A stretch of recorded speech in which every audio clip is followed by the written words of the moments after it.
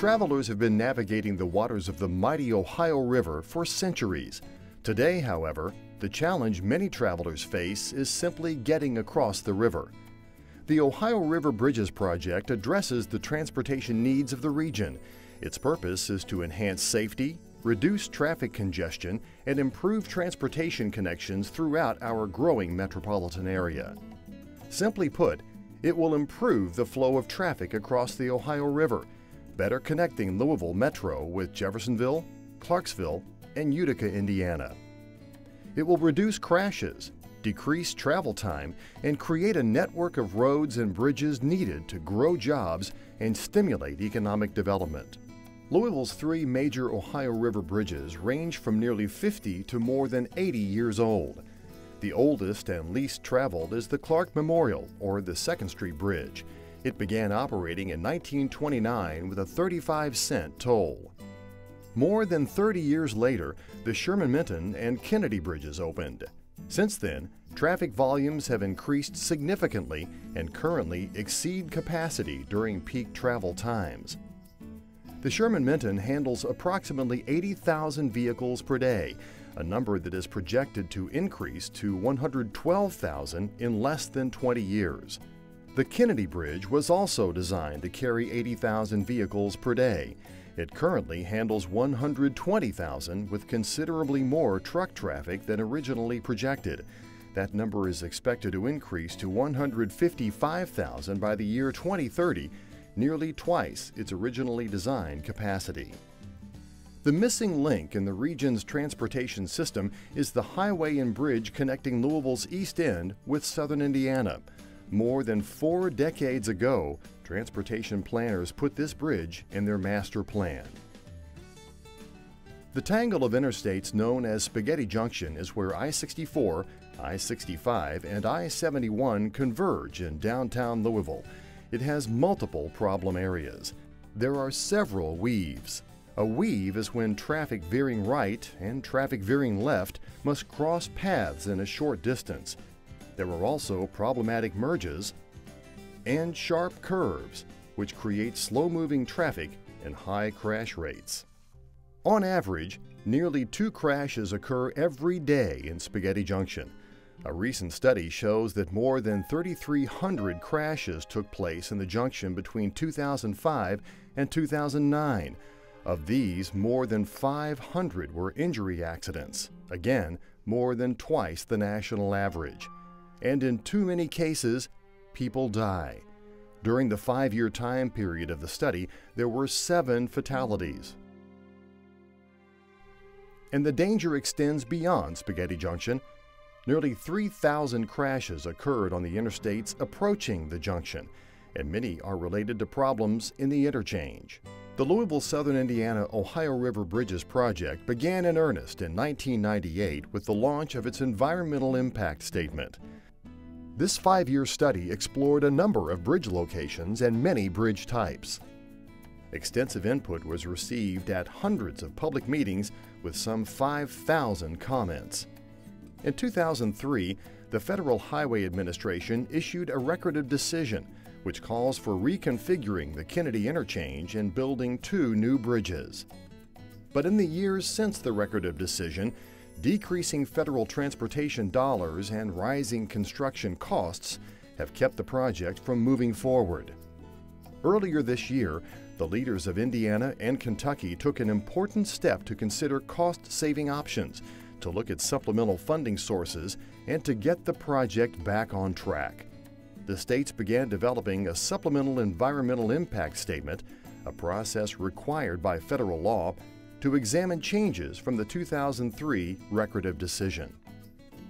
Today, the Ohio River Bridges project is at a crossroads. 3 choices are being considered. The first is to take no action.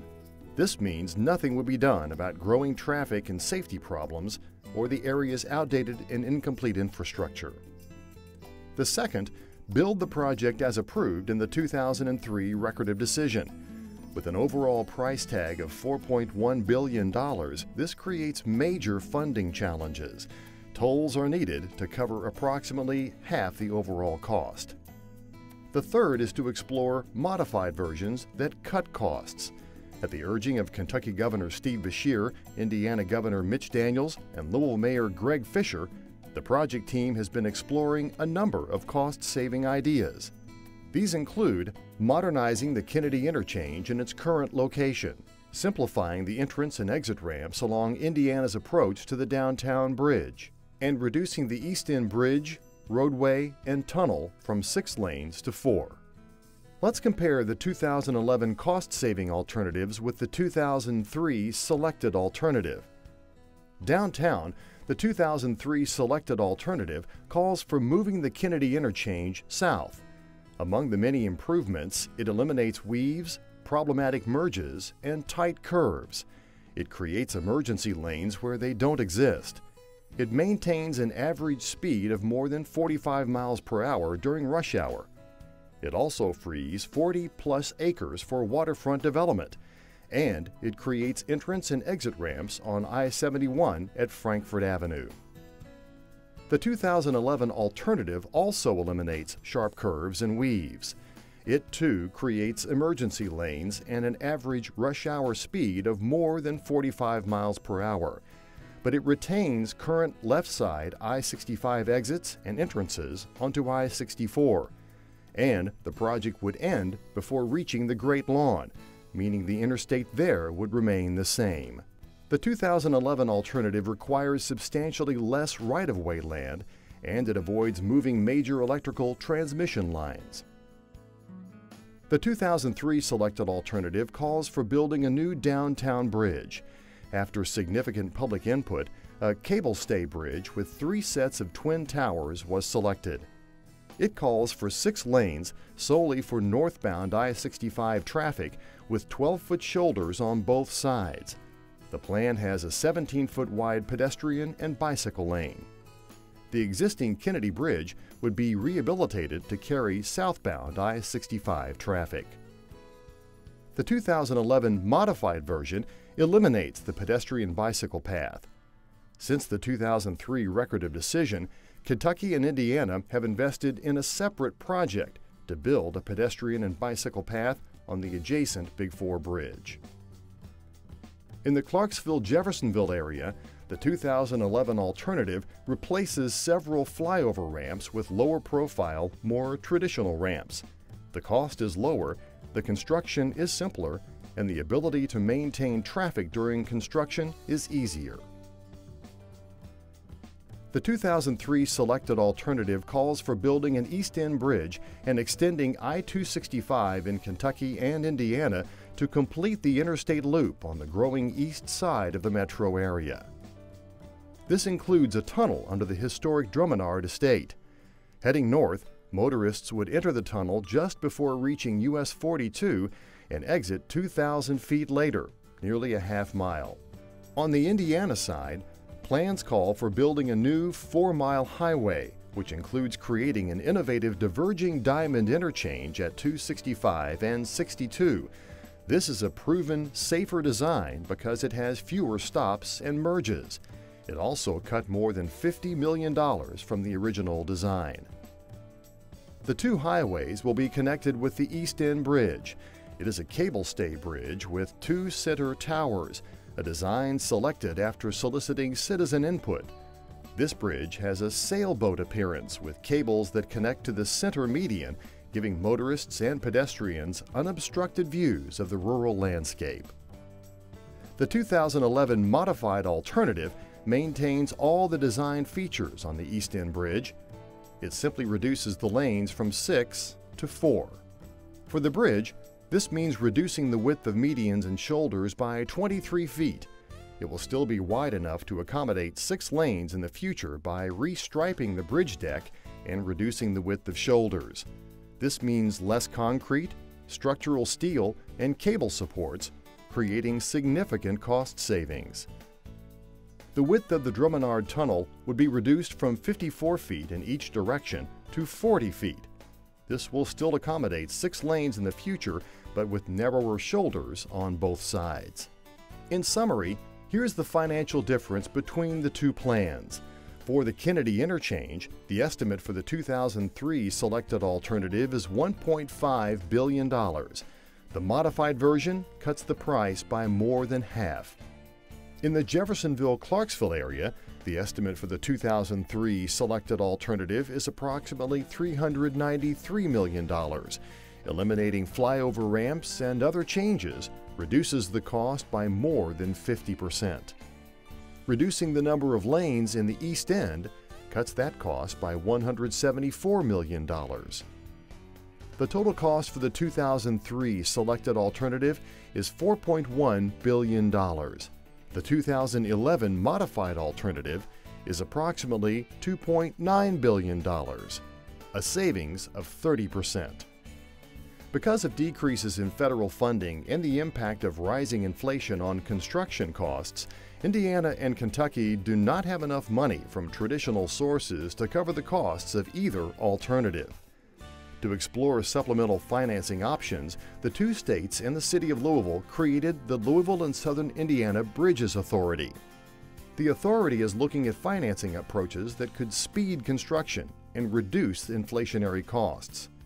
The group is also working to develop a tolling policy to cover the gap between traditional funding and the cost of the project.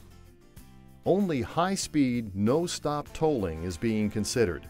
In this scenario, frequent users would be encouraged to use electronic transponders. Each time a motorist passes through a gantry, a toll is charged to the user's account. For other motorists, cameras capture license plate information. The vehicle owner is sent an invoice. As part of the Supplemental Environmental Impact Statement, the states are examining how traffic patterns could be affected by tolls, including whether tolls at certain levels would cause motorists to avoid tolled bridges at a rate significant enough to undermine the project's purpose and need, which is to improve traffic flow and reduce congestion. To study these effects, the Bridges Project is using computer modeling to examine a range of toll rates. The study includes rates ranging from $1 to $2 for cars, trucks, and SUVs, $2 to $4 for box and panel trucks, and $4 to $8 for tractor-trailers. The traffic diversion analysis will be complete later this year and published in the draft SEIS. The Bridges Authority will ultimately set the toll rates to fill the gap between available state and federal funding and the cost of the project. Input from citizens, which has been a central part of the Ohio River Bridges project from the start, will help the project team complete this important step. Your opinions matter. We want your input on the modified alternative we've shown you. The project team feels the analysis of this alternative can be complete before year's end. When the draft SEIS is published, public hearings will be held and more comments will be accepted. The draft will then be submitted to the Federal Highway Administration for consideration.